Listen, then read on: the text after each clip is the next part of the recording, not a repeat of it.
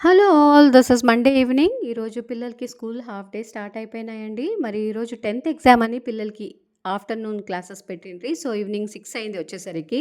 7:00 అప్పుడు పిల్లలు ఆకలంటే ఈరోజు 1 పాట్ టమాటో రైస్ చేద్దామని రెడీ చేసేస్తున్నాను.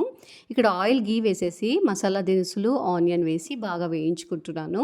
దాని తర్వాత జింజర్ గార్లిక్ పేస్ట్ ఏసిన తర్వాత ఇక్కడ నేను టమాటో వేశాను. అది స్కిప్ అయింది. కాస్త ఫ్లేవర్ కోసం కొన్ని మెంతులు కూడా వేస్తాను. అలాగే రాక్ సాల్ట్ కూడా వేసుకున్నాను.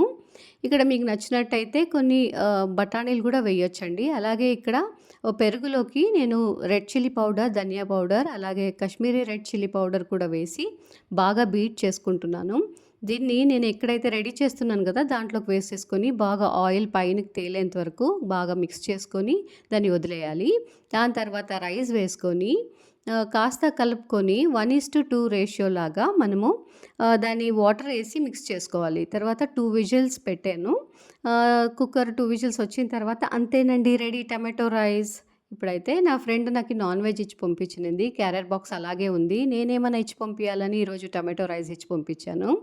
ఇంకొక వైపు పిల్లలకి హెల్తీ స్నాక్స్ లాగా ఉంటుందని నేను ఇక్కడ పెసలు స్ప్రౌట్ చేశానండి.